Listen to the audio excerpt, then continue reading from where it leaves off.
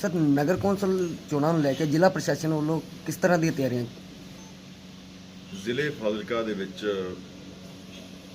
ਜਲਾਲਾਬਾਦ, ਫਾਜ਼ਿਲਕਾ, ਅਰਨੀਵਾਲਾ ਅਤੇ municipal corporation Abohar 4 location ਤੇ ਸਾਡੇ ਇਲੈਕਸ਼ਨਸ ਹੋ ਰਹੇ ਨੇ। ਇਸ ਦੇ ਸੰਬੰਧ 'ਚ ਇਲੈਕਸ਼ਨ ਕਮਿਸ਼ਨ ਦੀ ਹਦਾਇਤ ਮੁਤਾਬਕ ਪਿਛਲੇ ਮਹੀਨੇ ਤੋਂ ਪ੍ਰੋਸੈਸ ਚੱਲਿਆ ਹੋਇਆ ਔਰ ਉਸ ਪ੍ਰੋਸੈਸ ਦੇ ਤਹਿਤ ਸਾਡੀਆਂ ਜਿਹੜੀਆਂ ਚੋਣਾਂ ਹੈਗੀਆਂ ਮਿਊਨਿਸਪਲ ਕਮੇਟੀ, ਨਗਰ ਪੰਚਾਇਤ ਅਤੇ ਮਿਊਨਿਸਪਲ ਕਾਰਪੋਰੇਸ਼ਨ ਅਬੋਹਰ ਸੰਬੰਧੀ 14 ਤਰੀਕ ਨੂੰ ਪੋਲਿੰਗ ਹੋਣੀ ਹੈ। 14 ਫਰਵਰੀ ਨੂੰ ਸਵੇਰੇ 8 ਵਜੇ ਤੋਂ ਲੈ ਕੇ ਸ਼ਾਮ 4 ਵਜੇ ਤੱਕ, ਜਿਸ ਦੇ ਸੰਬੰਧ 'ਚ ਪੋਲਿੰਗ ਪਾਰਟੀਆਂ ਜਿਹੜੀਆਂ ਹੈਗੀਆਂ ਅਸੀਂ 13 ਫਰਵਰੀ ਨੂੰ ਰਵਾਨਾ ਕਰਾਂਗੇ। ਸਾਡੇ ਲੋਕੇਸ਼ਨਸ ਆਇਡੈਂਟੀਫਾਈਡ ਨੇ ਕਿੱਥੇ ਅਸੀਂ ਪੋਲਿੰਗ ਪਾਰਟੀਆਂ ਨੂੰ ਇਕੱਠੇ ਕਰਕੇ ਅਸੀਂ ਤੋਰਨਾ ਹੈ। ਸਵੇਰੇ 10 ਵਜੇ ਉਹਨਾਂ ਨੂੰ ਇਹਨਾਂ ਸਟੇਸ਼ਨਸ ਤੇ ਬੁਲਾਇਆ ਗਿਆ, ਜਿੱਥੇ ਕਿ ਮੈਂ ਦੱਸਣਾ ਚਾਹੁੰਦਾ ਅਬੋਹਰ ਵਾਸਤੇ DAV ਕਾਲਜ ਅਬੋਹਰ, ਉੱਥੋਂ ਪਾਰਟੀਆਂ ਰਵਾਨਾ ਕੀਤੀਆਂ ਜਾਣਗੀਆਂ ਔਰ ਇਸੇ ਤਰ੍ਹਾਂ ਉਸੇ ਸੈਂਟਰ ਤੇ 14 ਤਰੀਕ ਨੂੰ ਪੋਲਿੰਗ ਤੋਂ ਬਾਅਦ ਸਾਰੀਆਂ ਪੋਲਿੰਗ ਪਾਰਟੀ ਦੇ ਇੱਥੇ ਵਾਪਸ ਆਉਣਗੀਆਂ, ਆਪਣਾ ਸਮਾਨ ਜਮ੍ਹਾਂ ਕਰਾਉਣਗੀਆਂ। ਔਰ ਇਸੇ ਤਰ੍ਹਾਂ ਹੀ ਜਲਾਲਾਬਾਦ ITI ਹੈ, ਜਲਾਲਾਬਾਦ ਜਿਹੜੀ ਉੱਥੇ ਇਹ ਸੈਂਟਰ ਬਣਾਇਆ ਗਿਆ, ਉੱਥੇ ਵੀ ਇਸੇ ਡੇਟਾ ਮੁਤਾਬਕ 13-14 ਦੀ ਕਾਰਵਾਈ ਕੀਤੀ ਜਾਣੀ ਹੈ। ਸਿਮਿਲਰਲੀ ਫਾਜ਼ਿਲਕਾ ਨਗਰ ਕੌਂਸਲ ਵਾਸਤੇ ਤੇ ਅਰਨੀਵਾਲਾ ਸ਼ੇਖ ਸੁਬਾਨ ਨਗਰ ਪੰਚਾਇਤ ਵਾਸਤੇ ਵੀ ਹਲਕਾ ਜਿਹੜਾ ਹੈਗਾ DAV ਸਕੂਲ ਪੰਚਾਂ ਵਾਲੀ, ਇਸ ਲੋਕੇਸ਼ਨ ਤੋਂ ਦੋਵਾਂ ਥਾਵਾਂ ਦੇ ਜਿਹੜੇ ਹੈ ਪਾਰਟੀਆਂ ਦਾ ਅਸੀਂ ਇਕੱਠ ਕਰਨ ਦਾ ਪ੍ਰੋਗਰਾਮ ਬਣਾਇਆ ਔਰ 13 ਨੂੰ ਪਾਰਟੀਆਂ ਸਮਾਨ ਲੈ ਕਰਕੇ ਜਾਣਗੀਆਂ ਔਰ 14 ਨੂੰ ਇਲੈਕਸ਼ਨ ਕਰਕੇ ਬਾਅਦ 'ਚ ਇਸੇ ਲੋਕੇਸ਼ਨ ਤੇ ਵਾਪਸ ਆਉਣਗੀਆਂ ਔਰ ਸਮਾਨ ਆਪਣਾ ਜਮ੍ਹਾਂ ਕਰਾਉਣਗੀਆਂ। ਔਰ ਇਹਨਾਂ 3 ਲੋਕੇਸ਼ਨਾਂ ਤੇ ਹੀ ਚਾਰੇ ਹਲਕਿਆਂ ਦੇ ਜਿਹੜੇ ਹੈਗੇ ਆ ਸਟਰੋਂਗ ਰੂਮ ਬਣਾਏ ਗਏ ਔਰ 14 ਤਰੀਕ ਨੂੰ ਜਦੋਂ ਸਮਾਨ ਇਲੈਕਸ਼ਨ ਤੋਂ ਬਾਅਦ ਇੱਥੇ ਜਮ੍ਹਾਂ ਹੋ ਜਾਊਗਾ, 17 ਤਰੀਕ ਨੂੰ ਇਹਨਾਂ 3 ਲੋਕੇਸ਼ਨਸ ਤੇ ਜਿਹੜੇ ਹੈਗੇ ਆ ਕਾਊਂਟਿੰਗ ਹੋਣੀ ਹੈ ਔਰ ਕਾਊਂਟਿੰਗ ਦਾ ਟਾਈਮ ਹੈਗਾ ਸਵੇਰੇ 9 ਵਜੇ ਦਾ 17 ਤਰੀਕ ਵਾਸਤੇ। ਸੋ ਐਡਮਿਨਿਸਟ੍ਰੇਸ਼ਨ ਵੱਲੋਂ ਇਸ ਸਾਰੇ ਪ੍ਰੋਸੈਸ ਵਾਸਤੇ ਤਿਆਰੀਆਂ ਅਸੀਂ ਮੁਕੰਮਲ ਕਰ ਲਈਆਂ। ਹੁਣੇ ਅਸੀਂ ਇੱਕ ਜ਼ਿਲ੍ਹੇ ਪੱਧਰ ਦੀ ਰਿਵਿਊ ਮੀਟਿੰਗ ਰੱਖੀ ਸੀਗੀ, ਜਿਹਦੇ ਵਿੱਚ ਮੇਰੇ ਨਾਲ SSP ਸਾਹਿਬ, ADC ਡਿਵੈਲਪਮੈਂਟ, ਸਾਡੇ RO, ARO, ਪੁਲਿਸ ਡਿਪਾਰਟਮੈਂਟ ਦੇ SP, DSP ਸਾਰੇ ਅਧਿਕਾਰੀ ਇੱਥੇ ਸ਼ਾਮਲ ਸੀ। ਸਾਰੇ ਇਸ਼ੂਜ਼ ਜਿਹੜੇ ਅਸੀਂ ਉਹਨੂੰ ਰਿਵਿਊ ਕੀਤਾ, ਡਿਸਕਸ ਕੀਤਾ ਔਰ ਅੱਗੇ ਆਉਣ ਵਾਲੇ ਦਿਨਾਂ ਵਾਸਤੇ ਜਿਹੜੀ ਹੈ ਫਿਰ ਉਹਦੀ ਰਿਵਿਊ ਪਲੈਨਿੰਗ ਜਿਹੜੀ ਉਹ ਕੀਤੀ ਹੈ।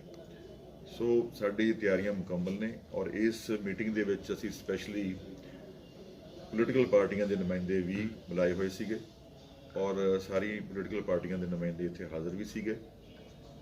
ਉਹਨਾਂ ਨੂੰ ਅਸੀਂ ਜਾਣੂ ਵੀ ਕਰਵਾਇਆ ਔਰ ਖ਼ਾਸ ਤੌਰ ਤੇ ਮੈਂ ਇੱਕ ਚੀਜ਼ ਇੱਥੇ ਤੁਹਾਨੂੰ ਸਾਰਿਆਂ ਦੇ ਧਿਆਨ 'ਚ ਲਿਆਉਣਾ ਚਾਹੁੰਦਾ ਕਿ ਇਹ ਚੋਣਾਂ ਦੇ ਵਿੱਚ ਕਿਉਂਕਿ ਵਾਰਡ ਕਾਫੀ ਹੁੰਦੇ ਨੇ ਹਰੇਕ ਲੋਕੇਸ਼ਨ ਦੇ ਵਿੱਚ, ਹਰੇਕ ਮਿਊਨਿਸਪਲ ਕਮੇਟੀ ਦੇ ਵਿੱਚ, ਜੇਕਰ ਕਿਸੇ ਸਮੇਂ ਕੋਈ ਮਸ਼ੀਨ ਦੀ ਕੋਈ ਪ੍ਰੋਬਲਮ ਆਉਂਦੀ ਹੈ ਤਾਂ ਉੱਥੇ ਮਸ਼ੀਨ ਨੂੰ ਅਗਰ ਹੋਰ ਉੱਥੇ EVM ਮਸ਼ੀਨ ਰੀਪਲੇਸ ਕਰਨੀ ਪੈਂਦੀ ਹੈ ਜਾਂ ਹੋਰ ਦੇਣ ਦੀ ਲੋੜ ਪੈਂਦੀ ਹੈ ਤਾਂ ਉਹ ਮਸ਼ੀਨ ਸਾਨੂੰ ਉਸ ਵੇਲੇ ਫਿਰ ਸੈੱਟ ਕਰਨੀ ਪੈਂਦੀ ਹੈ। ਥੋੜ੍ਹੀ ਵਾਰਡ ਮੁਤਾਬਕ ਕੈਂਡੀਡੇਟ ਹਰੇਕ ਵਾਰਡ ਦੇ ਵੱਖਰੇ ਹੁੰਦੇ ਆ, ਗਿਣਤੀ ਵੱਖਰੀ ਹੁੰਦੀ ਹੈ, ਉਹਨਾਂ ਦੇ ਸਿੰਬਲ ਵੱਖਰੇ ਹੁੰਦੇ ਆ।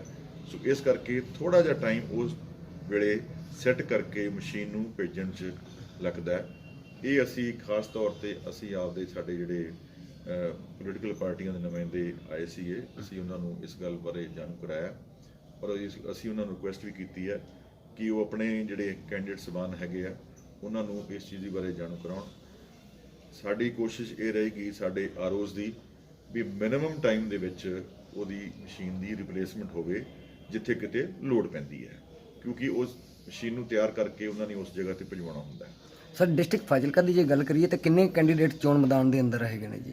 ਕੈਂਡੀਡੇਟਸ ਵਾਰਡ ਵਾਈਜ਼ ਵੱਖ-ਵੱਖ ਨੇ, ਠੀਕ ਹੈ। ਸਾਡੇ ਕੋਲੇ ਪੋਲਿੰਗ ਸਟੇਸ਼ਨ ਜਿਹੜੇ ਹੈਗੇ ਆ ਵਾਰਡ ਸਾਡੇ ਕੋਲ ਕੁੱਲ ਮਿਲਾ ਕੇ ਸਾਡੇ ਜ਼ਿਲ੍ਹੇ ਦੇ ਵਿੱਚ 103 ਨੇ, ਔਰ ਉਹਨਾਂ ਦੇ ਸੰਬੰਧ 'ਚ 217 ਸਾਡੇ ਕੋਲ ਪੋਲਿੰਗ ਸਟੇਸ਼ਨਸ ਨੇ ਸਾਡੇ ਜ਼ਿਲ੍ਹੇ ਦੇ ਵਿੱਚ, ਔਰ ਸਾਰੇ ਪੋਲਿੰਗ ਸਟੇਸ਼ਨਾਂ ਦੀ ਤਿਆਰੀ ਕੀਤੀ ਹੋਈ ਆ।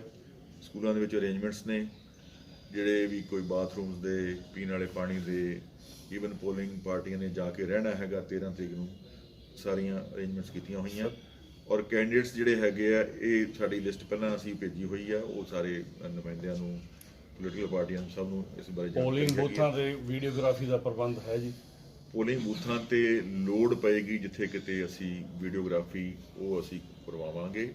ਇਸ ਬਾਰੇ ਅਸੀਂ ਕਮਿਸ਼ਨ ਨਾਲ ਵੀ ਸੰਪਰਕ 'ਚ ਹੈਗੇ ਆ, ਸਾਨੂੰ ਹਦਾਇਤਾਂ ਵੀ ਇਹਦੀਆਂ ਆ ਜਾਣ। ਸਰ ਜ਼ਿਲ੍ਹੇ ਸੈਂਸਿਟਿਵ ਹਾਈ ਸੈਂਸਿਟਿਵ ਕਿੰਨੇ ਨੇ ਜੀ? ਬੇਸਿਕਲੀ ਤਕਰੀਬਨ 30% ਪੋਲਿੰਗ ਸਟੇਸ਼ਨ ਜਿਹੜੇ ਆ ਸਾਡੇ ਜ਼ਿਲ੍ਹੇ ਦੇ, ਅਸੀਂ ਉਹਨਾਂ ਨੂੰ ਸੈਂਸਿਟਿਵ 'ਚ ਰੱਖ ਰਹੇ ਹਾਂ। ਸਰ ਸਿਆਸੀ ਪਾਰਟੀਆਂ ਵੱਲੋਂ ਪੈਰਾਮਿਲਟਰੀ ਦੀ ਮੰਗ ਕੀਤੀ ਗਈ ਸੀ ਇਹਨਾਂ ਇਲੈਕਸ਼ਨਾਂ ਦੇ ਵਿੱਚ, ਉਹਦਾ ਕੋਈ ਕਰ ਰਿਹਾ ਕਿ ਨਹੀਂ? ਪੈਰਾਮਿਲਟਰੀ ਦੀ ਲੋੜ ਨਹੀਂ ਪਏਗੀ, ਬਿਕੋਜ਼ ਸਾਡੇ ਕੋਲ ਸਫੀਸ਼ੀਐਂਟ ਫੋਰਸ ਹੈਗੀ ਹੈ ਨਾ। ਬਿਕੋਜ਼ ਇਲੈਕਸ਼ਨ ਦੇਖੋ, ਵੈਸੇ ਜਦੋਂ ਵੱਡੀਆਂ ਇਲੈਕਸ਼ਨਸ ਵੀ ਹੁੰਦੀਆਂ ਪਾਰਲੀਮੈਂਟ ਜਾਂ ਅਸੈਂਬਲੀ, ਉਦੋਂ ਪੁਲਿਸ ਫੋਰਸ ਉਦੋਂ ਵੀ ਆਪਦੀ ਡਿਊਟੀ ਨਿਭਾਉਂਦੀ ਹੈ, ਔਰ ਇਹ ਤਾਂ ਇਲੈਕਸ਼ਨਸ ਬੜਾ ਲਿਮਿਟਡ ਏਰੀਆ 'ਚ ਹੈਗਾ, ਸੋ ਇਸ ਕਰਕੇ ਕੋਈ ਪ੍ਰੋਬਲਮ ਨਹੀਂ ਆਏਗੀ। ਉਦੋਂ ਪੋਲਿੰਗ ਸਟੇਸ਼ਨ ਜ਼ਿਆਦਾ ਹੁੰਦੇ ਆ, ਹੁਣ ਤਾਂ ਇਹ ਸਾਰੇ ਜ਼ਿਲ੍ਹੇ 'ਚ 103 ਵਾਰਡ ਹੈਗੇ ਆ, ਔਰ 217 ਪੋਲਿੰਗ ਸਟੇਸ਼ਨ ਹੈਗੇ ਆ। ਉਸ ਵੇਲੇ ਤਾਂ ਤਕਰੀਬਨ 1000 ਪੋਲਿੰਗ ਸਟੇਸ਼ਨ ਹੁੰਦਾ, it is just approximately 1/5 the number of polling station ਜਿਹੜੇ ਕਿ ਅਸੈਂਬਲੀ ਜਾਂ ਪਾਰਲੀਮੈਂਟ ਇਲੈਕਸ਼ਨ 'ਚ ਹੁੰਦੇ ਆ ਨਾਰਮਲੀ, ਸੋ ਇਹ 'ਚ ਕੋਈ ਪ੍ਰੋਬਲਮ ਨਹੀਂ ਆਏਗੀ। Police force is sufficient. Sir voter ਨੂੰ ਉਤਸ਼ਾਹਿਤ ਕਰਨ ਲਈ ਕੋਈ ਖਾਸ ਤਰ੍ਹਾਂ ਦੇ ਬੂਥ ਵੀ ਸਥਾਪਿਤ ਕੀਤੇ ਜਾਣਗੇ ਜੀ ਇਹਨਾਂ ਚੋਣਾਂ ਦੇ ਅੰਦਰ? ਵੋਟਰ ਨੂੰ ਉਤਸ਼ਾਹਿਤ ਕਰਨ ਨਵੇਂ ਜਵਾਨ ਨਵੇਂ ਵੋਟਰ ਦੇਖੋ, ਜਿਹੜੇ ਨਵੇਂ ਵੋਟਰ ਜਿਹੜੇ ਹੈਗੇ ਆ, ਉਹ ਇਲੈਕਸ਼ਨ ਕਮਿਸ਼ਨ ਆਫ ਇੰਡੀਆ ਨੇ ਉਹਨਾਂ ਦੀ ਡੇਟਸ ਜਿਹੜੀਆਂ ਹੈਗੀਆਂ ਉਸ ਦੇ ਮੁਤਾਬਕ ਵੋਟਰ ਬਣਾਏ ਹੈਗੇ ਹੈ ਨਾ, ਤਾਂ ਉਸ ਦੇ ਮੁਤਾਬਕ ਹੀ ਵੋਟਰ ਸੂਚੀਆਂ ਸਾਰੀਆਂ ਜੋ ਗਾਈਡਲਾਈਨਸ ਹੈਗੀਆਂ ਸਟੇਟ ਇਲੈਕਸ਼ਨ ਕਮਿਸ਼ਨ ਦੀਆਂ ਔਰ ਇਲੈਕਸ਼ਨ ਕਮਿਸ਼ਨ ਇੰਡੀਆ ਦੇ ਮੁਤਾਬਕ ਜਿਹੜੀਆਂ ਵੋਟਰਸ ਬਣੀਆਂ, ਉਸ ਦੇ ਮੁਤਾਬਕ ਹੀ ਸਾਰੀਆਂ ਵੋਟਸ ਬਣਾਈਆਂ ਗਈਆਂ ਹੈਗੀਆਂ। ਇਹ ਤਾਂ ਹਮੇਸ਼ਾ ਹੀ ਆਪਾਂ ਕਹਿੰਦੇ ਆ ਵੀ ਹਰ ਇੱਕ ਜਿਹੜਾ ਹੈਗਾ ਵੋਟਰ ਜਿਹੜਾ ਹੈ ਆਪਦਾ ਹੱਕ ਦਾ ਇਸਤੇਮਾਲ ਕਰੇ ਔਰ ਆਪਣੇ ਚੋਇਸ ਮੁਤਾਬਕ ਆਪਦਾ ਕੈਂਡੀਡੇਟ ਚੁਣੇ ਆਪਣੇ ਵਾਰਡ 'ਚੋਂ। ਇਹ ਤਾਂ ਆਪਾਂ ਹਮੇਸ਼ਾ ਹੀ ਕਹਿੰਦੇ ਆ, ਔਰ ਈਵਨ ਅਸੀਂ ਜਿਹੜੇ ਹੈਗੇ ਆ ਪੋਲੀਟੀਕਲ ਪਾਰਟੀਜ਼ ਨੂੰ ਵੀ ਕਹਿੰਦੇ ਆ ਵੀ ਤੁਸੀਂ ਵੀ ਆਪਦੇ ਪੱਧਰ ਤੇ ਵੀ ਇਸ ਗੱਲ ਦਾ ਪ੍ਰਚਾਰ ਕਰੋ, ਕੈਂਡੀਡੇਟਸ ਜਿਹੜੇ ਹੈਗੇ ਆ ਵੱਧ ਤੋਂ ਵੱਧ ਉਹ ਜਿਹੜੇ ਹੈਗੇ ਆ ਉਹਨਾਂ ਨੂੰ ਵੋਟਸ ਜਿਹੜੀਆਂ ਪਾਉਣ, ਜਿਹੜੇ ਆਪਣੇ ਵੋਟਰ ਹੈਗੇ ਆ ਆਪਦੀ ਚੋਇਸ ਮੁਤਾਬਕ। ਸਰ ਇਹਨਾਂ ਚੋਣਾਂ 'ਚ ਕਿੰਨਾ ਅਮਲਾ ਲੱਗਿਆ ਹੈ ਜੀ ਕਰਾਉਣ ਵਾਸਤੇ ਨਗਰ ਕੌਂਸਲ ਚੋਣਾਂ ਨੂੰ ਲੈ ਕੇ ਫਾਜ਼ਿਲਕਾ ਜ਼ਿਲ੍ਹੇ ਦੇ ਅੰਦਰ? ਦੇਖੋ, ਅਮਲਾ ਤਾਂ ਹਰੇਕ ਪੋਲਿੰਗ ਸਟੇਸ਼ਨ ਤੇ ਪੋਲਿੰਗ ਪਾਰਟੀਜ਼ ਬਣੀਆਂ ਹੋਈਆਂ, ਨਾਲ ਪੁਲਿਸ ਫੋਰਸ ਵੀ sufficient amount of police force ਹੋਏਗੀ। ਪੂਰਾ ਲਾਅ ਐਂਡ ਆਰਡਰ ਦਾ ਖਾਸ ਖਿਆਲ ਰੱਖਿਆ ਜਾਊਗਾ।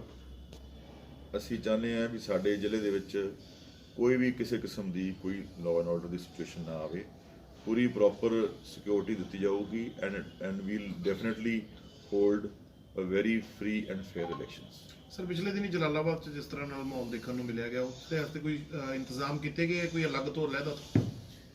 ਦੇਖੋ, ਜਲਾਲਾਬਾਦ ਪਿੱਛੇ ਜੋ ਵੀ ਇਸ਼ੂ ਹੋਇਆ, ਇਟ ਵਾਜ਼ ਵੈਰੀ ਸੈਡ ਕਿ ਇਸ ਤਰ੍ਹਾਂ ਨਹੀਂ ਸੀ ਹੋਣਾ ਚਾਹੀਦਾ। ਜੋ ਵੀ ਇਸ਼ੂ ਹੋਇਆ, ਇੰਤਜ਼ਾਮਾਤ ਜਿਹੜੇ ਹੈਗੇ ਆ ਬਕਾਇਦਾ ਐਕਸਟਰਾ ਕੇਅਰ ਉੱਥੇ ਰੱਖੀ ਜਾ ਰਹੀ ਹੈ ਐਂਡ ਕੋਈ ਇਸ਼ੂ ਦੁਬਾਰਾ ਨਹੀਂ ਖੜਾ ਹੋਣ ਦਿੱਤਾ ਜਾਵੇਗਾ। Thank you. ਠੀਕ।